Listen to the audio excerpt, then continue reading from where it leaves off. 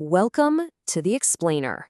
We often talk about history, but today we're going to look at how one single event, the end of the deadliest war in history, didn't just end a conflict. It literally created the world we are living in right now. So let's get right into it. How could the absolute worst thing that ever happened on this planet end up building our modern world? Well, it's because the institutions, the borders, even the ideas that we take for granted, they weren't accidents. They were designed on purpose in direct response to that catastrophe. And before we can even begin to understand the world they built, you have to get a sense of what was left. You have to grasp the sheer scale of the world that was broken. And I'm not just talking about destroyed buildings. We're talking about shattered societies and a future that was completely up for grabs. Okay, so first, let's just try to wrap our heads around the human cost.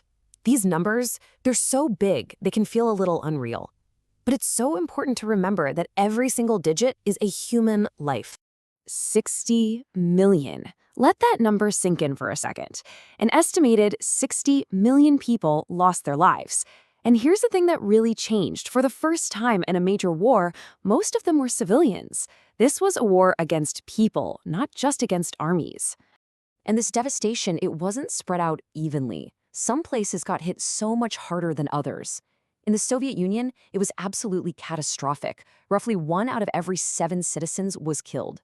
Think about that, 1 in 7. And then, inside that wider tragedy, you have the Holocaust, a systematic, industrial-scale genocide that murdered about 2/3 of all Jewish people in Europe. This wasn't just a casualty of war. It was a centrally planned extermination.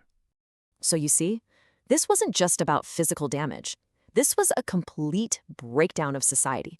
Borders were literally erased and redrawn. Whole communities just vanished. Millions of people became refugees with nowhere to go. The old world was just gone. All right, so out of all that destruction, you have the winners, the big three, right? The USA, the UK, and the Soviet Union. And they got together to consciously design a new world. They weren't just trying to end a war, they were trying to build a peace that would actually last. And this is where it all happened, in these high-stakes conferences, places like Yalta and Potsdam. World leaders literally sat around a table with a map and drew the lines that would define the next 50 years of history. And this right here is maybe the most immediate consequence of those meetings. Germany and its capital Berlin were carved up like a pie. Europe, which for centuries had been the center of global power, was now sliced right down the middle by what Winston Churchill would famously call an Iron Curtain. And just like that, the entire world's power structure got flipped on its head. We went from a world with lots of different European powers calling the shots to a world with just two rival superpowers with totally opposite ideas about how the world should work. This was the new bipolar reality. The one thing that truly united everyone was the sheer terror of it all happening again. That feeling, that powerful, desperate idea of never again, became the driving force for building a whole new moral and legal framework for the world. And it all rested on 3 huge pillars. You had the Nuremberg trials to hold people accountable. You had the United Nations, which was basically version 2.0 of the old League of Nations, but this time it was designed to have some actual muscle. And then you had the Universal Declaration of Human Rights. These weren't just suggestions. They were attempts to completely rewire how nations treat each other and their own people. And the Nuremberg trials? Wow, this was a game changer. For the very first time in history, the world said, nope, you can't just hide behind, I was just following orders. It established this incredible new principle that some crimes are so awful, they are crimes against all of humanity, and you will be held responsible. And this quote right here, which is about the Universal Declaration of Human Rights, it just nails the feeling of that time.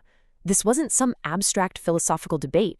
It was a direct, gut-level reaction to the concentration camps, to the genocide, to the total collapse of basic human dignity. Okay, so you've got a new map and new moral rules. But what about the money? How do you rebuild and make sure the global economy doesn't just collapse again like it did in the 1930s? Because everyone recognized that economic chaos is what fueled the rise of fascism in the first place. Well, the answer was something called the Bretton Woods system.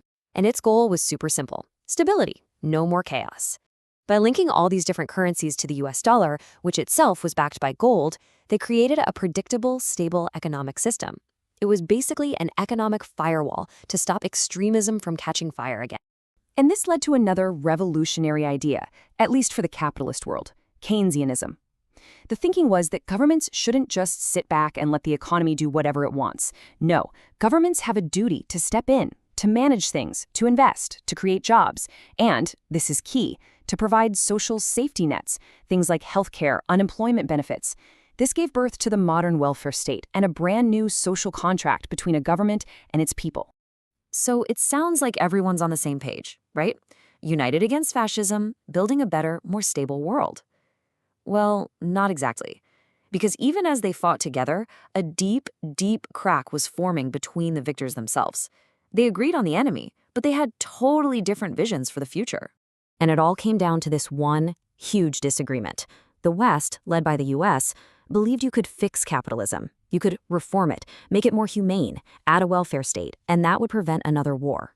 But the Soviet Union? They believed that capitalism itself was the problem, the root cause of all war, and that the only way to ever have real peace was through a global communist revolution. And right there, that fundamental disagreement, that is the starting gun for the next 50 years of global history. The Cold War.